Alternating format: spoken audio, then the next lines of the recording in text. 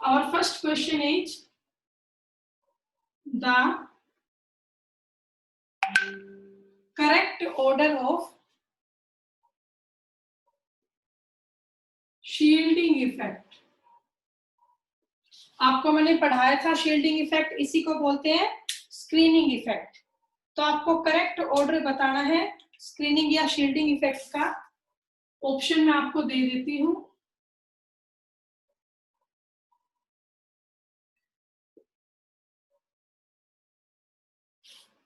ये आपके ऑप्शंस है, इनको ध्यान से देखिए और करिए।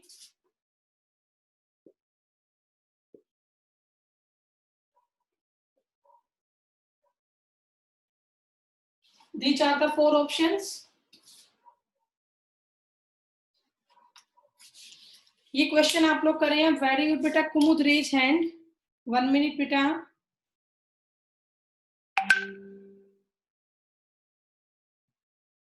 कुमुद बेटा बताइए इसका आंसर क्या होगा। कि अंतिम ने भी कहा है, लेकिन पहले कुमुद का नंबर लेते हैं आप। कुमुद बेटा खुद को अनम्यूट करके बताओ इसका आंसर क्या होगा। First option. Option number first. First. Very good बेटा, बिल्कुल सही आंसर है। इसका ऑप्शन होगा फर्स्ट। मैंने आपको परसों ही पढ़ाया था, जो एस सब शेल है सबसे क्लोज होती है न्यूक्लियस के, तो वो किसको रिपेल करती है? पी सब शेल को।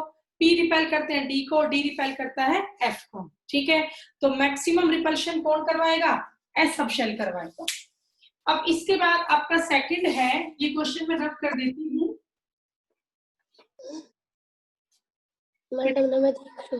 बेटा म्यूट कर ले। चलिए अब देखिए नेक्स्ट क्वेश्चन है आपका। Which of the following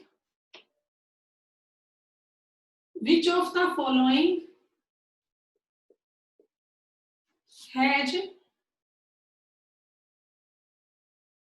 greatest electron affinity? Which of the following has greatest electron affinity? Option आपके सामने है fluorine, chlorine, bromine and iodine. बताइए बेटा, प्लीज रेज योर हैंड। अंतिम बताइए बेटा। Ma'am chlorine. Chlorine. Very good बेटा, बिल्कुल ठीक है। सोनाक्षी ने भी ठीक है बताना चाहा, नेक्स्ट टाइम देखेंगे। इलेक्ट्रॉन एफिनिटी बेटा इलेक्ट्रॉन गेन एंथैल्पी को बोलते हैं। तो आपको करवाया है मैंने कंप्लीट पीरियोडिक टेबल में, जो क्लोरीन है इसकी सबसे ज्यादा इलेक्ट्रॉन गेन एंथैल्पी है, या आप कह सकते हो इसकी सबसे ज्यादा इलेक्ट्रॉन एफिनिटी है। ओके, चलिए अब इसके बाद नेक्स्ट क्वेश्चन है हमारा। अगला क्वेश्चन है, which of the following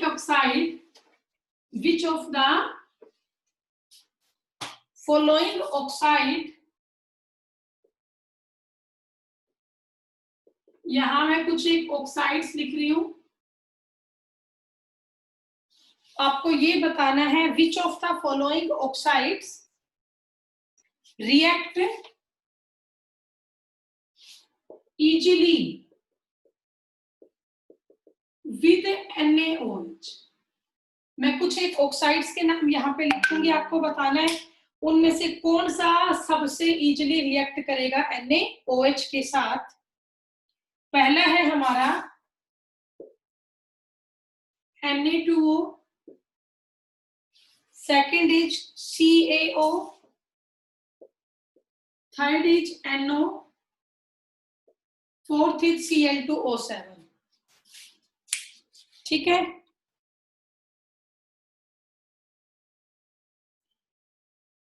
okay. Aryan, Sonakshi, Yash.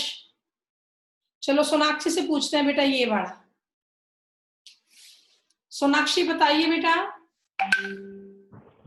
Ma'am third option. Third option no बेटा, इट इज रॉन्ग। यश आप बताइए। Ma'am second option. CaO. Second option CaO. It is also wrong. बस अब तो बच ही क्या गया आर्यन, 2 ऑप्शन तो गलत हो ही चुके हैं, आप बता दें अब।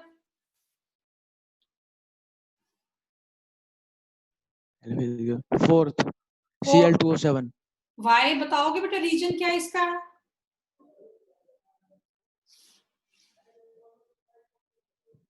ये नहीं पता, वो तो आपने वैसे बता दिया होगा। फिर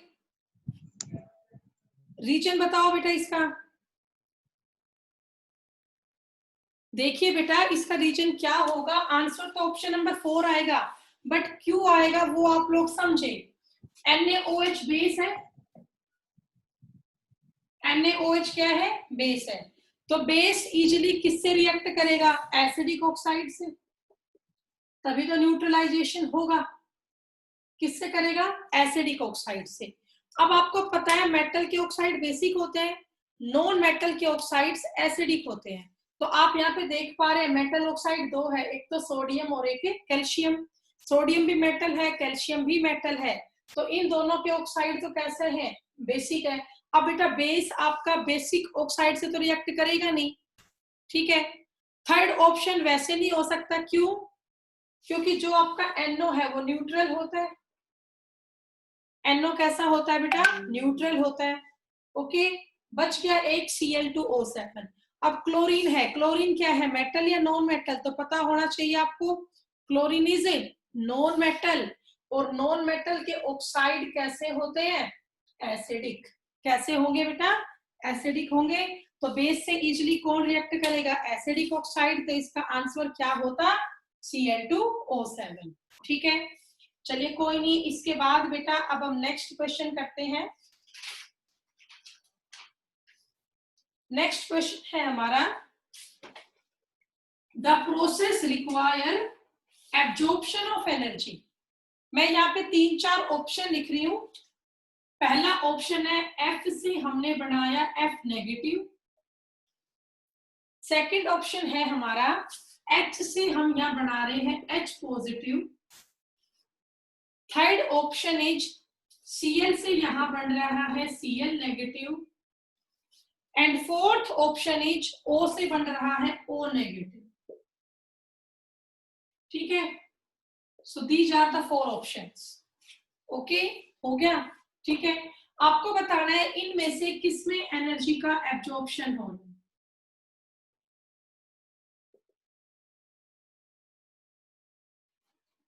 Where absorption of energy takes place, इस क्वेश्चन का आप आंसर दें।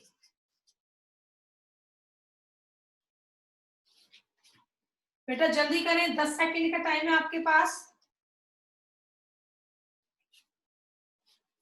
तुम सबने रीजनिंग तो की है ना, ओड वन आउट निकाल लो, हो जाएगा क्वेश्चन।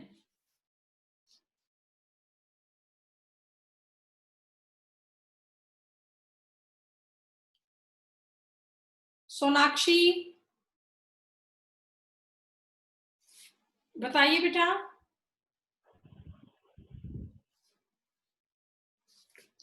सोनाक्षी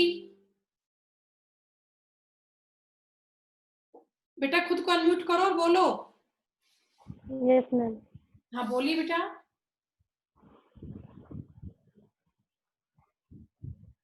नहीं आता मैम फोर्थ बेटा, फोर्थ इज रॉन्ग। अभी तो मैंने कहा थोड़ी सी रीजनिंग का लॉजिक लगाओ यहाँ पे। और कोई बताना चाहेगा? You have 5 seconds, raise your hand.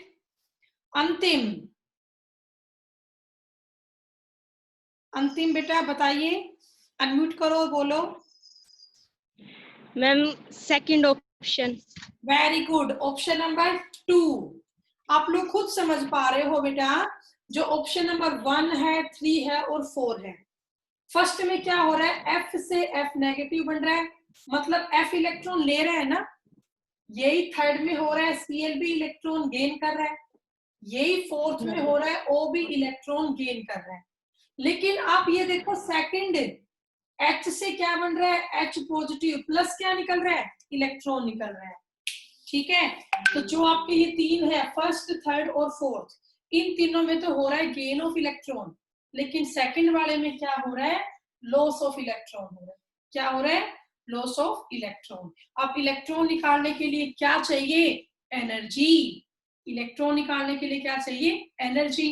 तो H एटम है, ये कितनी एनर्जी लेगा एक इलेक्ट्रॉन को निकालने के लिए, तो ये एनर्जी को एब्जॉर्ब करेगा ना, तो इसका आंसर क्या बनेगा बेटा, ऑप्शन नंबर 2। बाकी सब तो क्या कर रहे हैं, इलेक्ट्रॉन ले रहे हैं, ठीक है, ये इलेक्ट्रॉन निकाल रहा है। ओके, तो ये डिफरेंस था, तो इसका आंसर आपका आता ऑप्शन नंबर 2। अब इसके बाद नेक्स्ट आप देखिए, अगला क्वेश्चन है हमारा। हाँ बेटा, इस क्वेश्चन में बहुत सारे बच्चे गलती करते हैं। आपको यहां पर करेक्ट ऑर्डर लिखना है, करेक्ट ऑर्डर ऑफ नेगेटिव। इस क्वेश्चन को ध्यान से देखना आप लोग, पूरा 30 सेकंड्स का टाइम लेना, फिर आंसर बोलना। Correct order of negative electron gain enthalpy, ठीक है। ऑप्शन मैं आपके सामने लिख रही हूं।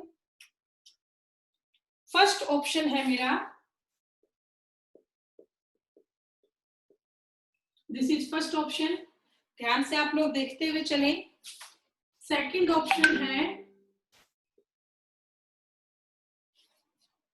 उसके बाद थर्ड ऑप्शन है आपका,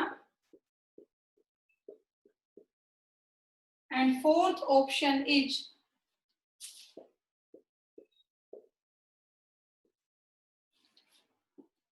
यश, यश यादव। ओके, वेरी गुड बेटा।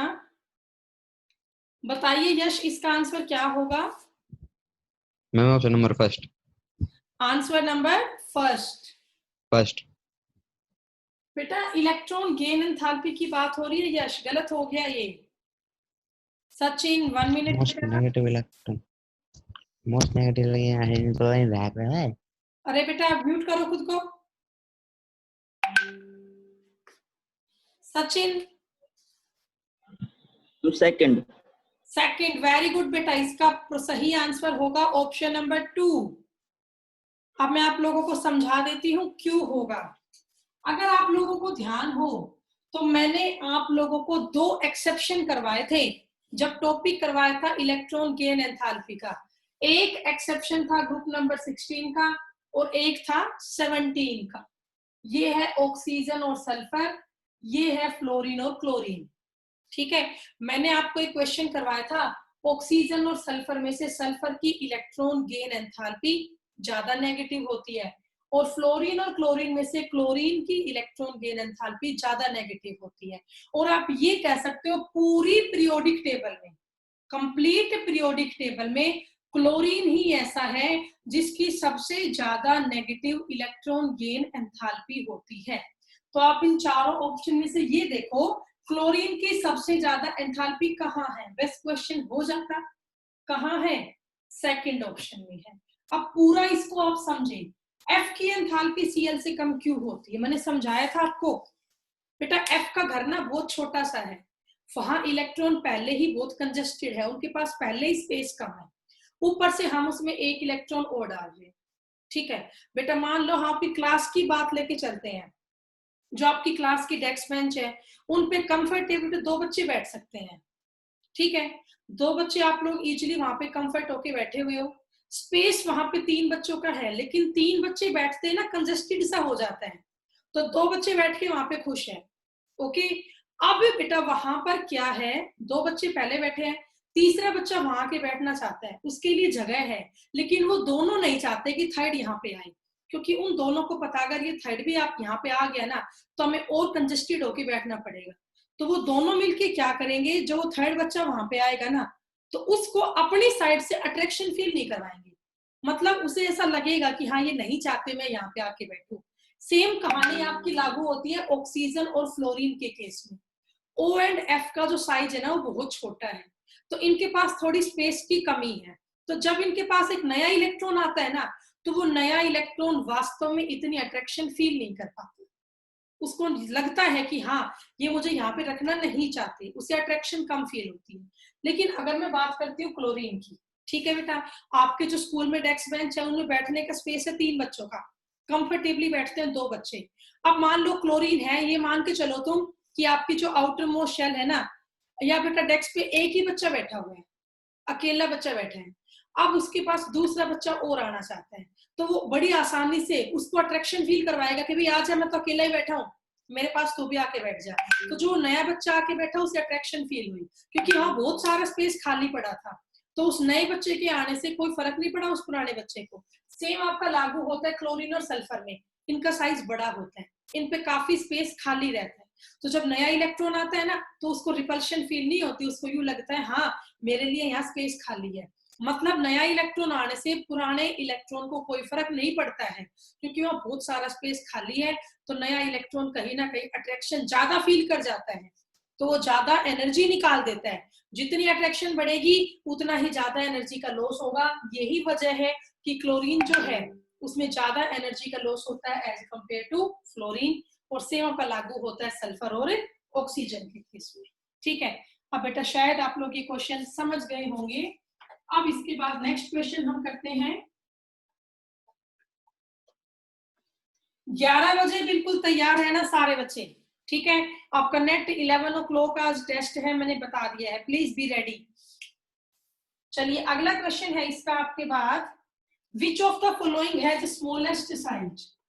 मैं आपको 4 ऑप्शन यहाँ पे दे रही हूं, आपको इन चारों में ये बताना है सबसे स्मॉल साइज किसका है। Al3+, F-, Na+,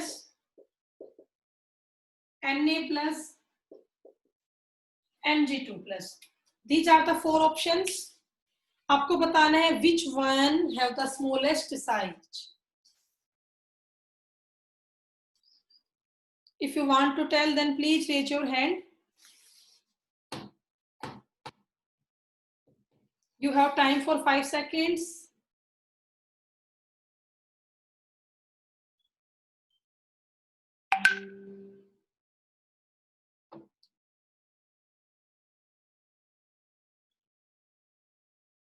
Okay, no one raised hand at this time। But it is very easy question, why you are confused in that? देखिए बड़ा आसान सा क्वेश्चन है ये। यहां पर आपको मैंने 4 आयंस दिए हैं, Al+3, F-, Na+, Mg2+। अगर आपने एक बात नोट की हो ना तो ये सारे आइसो इलेक्ट्रॉनिक है, ये सारे के सारे क्या है बेटा, आइसो इलेक्ट्रॉनिक है। Iso means same, electronic means number of electron. इन सभी में ना नंबर ऑफ इलेक्ट्रॉन सेम है। चाहे आप खुद देख लो, एल्यूमिनियम का एटॉमिक नंबर क्या होता है 13, या एल्यूमिनियम पे चार्ज क्या है +3, तो 13 - 3 कितना हो गया 10, इसमें 10 इलेक्ट्रॉन है। फ्लोरीन का एटॉमिक नंबर क्या होता है 9, फ्लोरीन का एटॉमिक नंबर क्या है 9, 9 में एक जुड़ेगा क्योंकि माइनस चार्ज है ना, तो 9 + 1 कितना हो गया 10, इसने गेन कर लिया एक इलेक्ट्रॉन।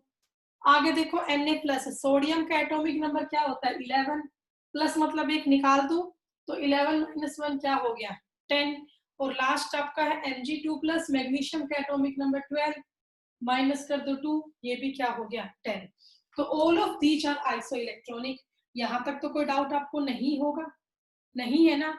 अगली बात आप सुने, ये आपको पता है cations are always smaller in size as compared to anions, as compared to anions. ठीक है, केटायन का साइज हमेशा छोटा होता है एनायन से आइसो इलेक्ट्रॉनिक स्पीसीज में। तो अगर मैं आपसे ये पूछती इन चारों में सबसे बड़ा कौन है, तो सबसे बड़ा कौन होता F-। चारों आइसो इलेक्ट्रॉनिक थे, सबसे बड़ा कौन होता F-। ठीक है, तो अब आप लोग बताना चाहेंगे सबसे छोटा कौन होगा, कोई बताना चाहेगा सबसे छोटा कौन होगा? ओके सचिन, सचिन बेटा बताएं। फर्स्ट। फर्स्ट, वेरी गुड बेटा, बिल्कुल सही है। सबसे छोटा कौन सा होता फर्स्ट होता। रीजन आप समझे। अब यहाँ पर 3 केटायन है, कुछ बच्चों को शायद नहीं पता हो, मैं आपको बता देती हूँ। अब आप लोगों को कंफ्यूजन हो रहा है, यहाँ पे 3 केटायन है Al+3, Mg+2 Na+। इन तीनों में सबसे छोटा साइज किसका है और क्यों है? तो आप देख पा रहे हो एल्यूमिनियम का एटॉमिक नंबर होता है 13, तो प्रोटॉन तो यहाँ 13 है ना, इलेक्ट्रॉन कितने हैं 10। मैग्नीशियम का एटॉमिक नंबर होता है 12, तो प्रोटॉन तो यहाँ 12 है बट इलेक्ट्रॉन 10 ही है। यहाँ प्रोटॉन 11 है और इलेक्ट्रॉन 10 है। प्रोटॉन कैरी पॉजिटिव चार्ज और प्रोटॉन कहाँ प्रेजेंट होता है? In the nucleus. तो यहाँ आप देख पा रहे हो 11 पॉजिटिव है 10 नेगेटिव है, 12 पॉजिटिव है 10 नेगेटिव है, 13 पॉजिटिव है 10 नेगेटिव है। हो गया। तो आप बताएं किसके न्यूक्लियस में सबसे ज्यादा पॉजिटिव चार्ज है? इसके न्यूक्लियस में 13 पॉजिटिव है, यहाँ 12 पॉजिटिव है, यहाँ 11 पॉजिटिव है। तो किसके न्यूक्लियस का चार्ज सबसे ज्यादा है? एल्यूमिनियम का, क्योंकि ज्यादा इसमें प्रोटॉन है। जितना ज्यादा न्यूक्लियर चार्ज होगा उतनी ही ज्यादा फोर्स ऑफ अट्रैक्शन होगी। भाई 13 पॉजिटिव और सारे ही 10 नेगेटिव है, तो ये 10 नेगेटिव या 10 इलेक्ट्रॉन जो है बहुत ही स्ट्रांगली अट्रैक्ट हो रहे हैं न्यूक्लियस से, तो इनका साइज क्या होगा? श्रिंक हो जाएगा, मतलब एटॉमिक रेडियस इनकी डिक्रीज हो जाएगी। तो इन तीनों में सबसे छोटा कौन होगा? Al+3। ठीक है, Al+3 से बड़ा कौन होगा? Mg+2, और Mg+2 से बड़ा कौन होगा? Na+। ठीक है, कौन होगा बेटा? Na+। ठीक है, तो इस तरह से आपका ये क्वेश्चन होता, और सबसे बड़ा यहाँ पे कौन होगा? F-। ओके, चलिए अब इसके बाद नेक्स्ट क्वेश्चन है आपका,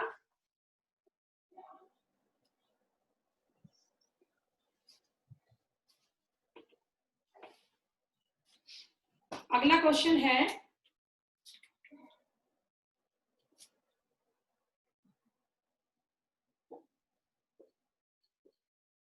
मैंने यहाँ पे 3 आयंस लिखे हैं, I नेगेटिव, I और I पॉजिटिव।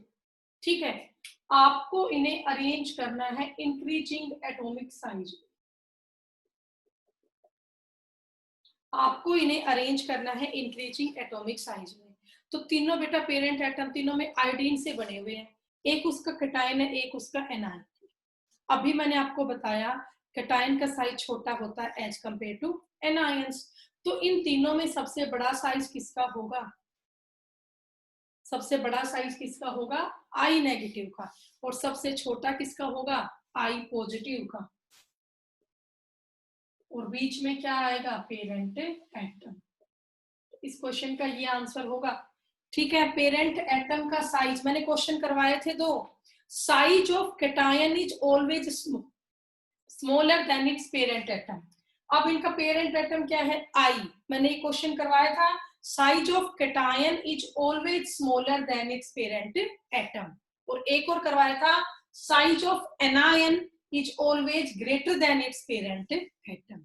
ठीक है, तो तब यहाँ पर यही कंसेप्ट आपका फॉलो हो रहा है। और ऑर्डर का ध्यान रखना, इंक्रीजिंग डिक्रीजिंग जिसमें दिया है उसी में करना। आपको यहाँ दिया है इंक्रीजिंग एटॉमिक साइज, तो पहले सबसे छोटा, फिर उससे बड़ा, फिर उससे बड़ा। ठीक है, सबसे छोटा कौन हुआ? I पॉजिटिव, और सबसे बड़ा आपका क्या हुआ? I negative. ओके, चलिए अब इसके बाद एक क्वेश्चन और है, और वो क्वेश्चन आपके लिए है, मैं आपको 4-5 यहाँ पे आयंस दे रही हूँ।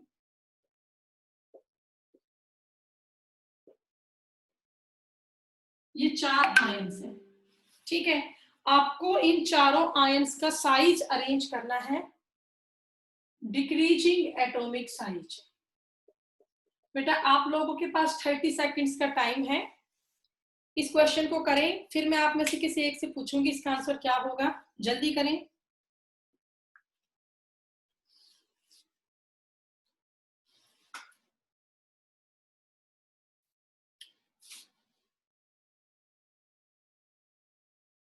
जिसका हो जाए देन प्लीज रेज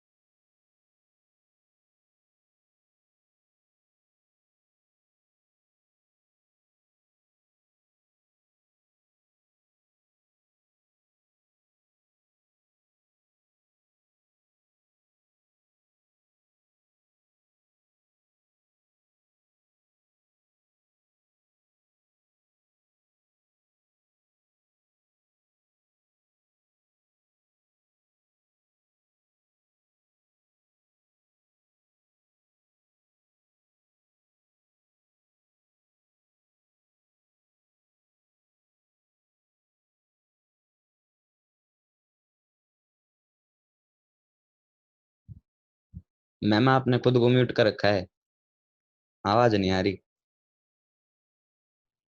अभी हो गया होगा। देखो बेटा ये क्वेश्चन था आपका, ये 4 आपको यहाँ पर मैंने दे रखे हैं, ठीक है। कॉन्फ़िगरेशन आपको ये बताना है इन चारों में से किसकी कॉन्फ़िगरेशन है इनर ट्रांजिशन एलिमेंट की। क्वेश्चन आपने पढ़ लिया होगा, बताइए बेटा, बताना चाहेगा कोई इसका आंसर? आपको ये पता है इनर ट्रांजिशन एलिमेंट कौन से होते हैं? Inner transition element, F block elements are known as inner transition elements, ठीक है। अब आपको पता है F ब्लॉक जो होती है उसमें लास्ट इलेक्ट्रॉन किस में एंटर करता है? F सब शेल में, और F सब शेल हमेशा एंटी पेनल्टीमेट शेल में रहता है। अब एंटी पेनल्टीमेट शेल क्या होती है? n-2, n-2। तो आप ये देखें किसमें F सब शेल है? n-2 में, इन दोनों ऑप्शन में है। हो गया। अब बेटा आपको ये भी पता होगा जो D सब शेल है वो हमेशा n-1 में रहती है। n-1 का मतलब क्या होता है? Penultimate shell. तो n-1 D 0 से 1, 0 से 1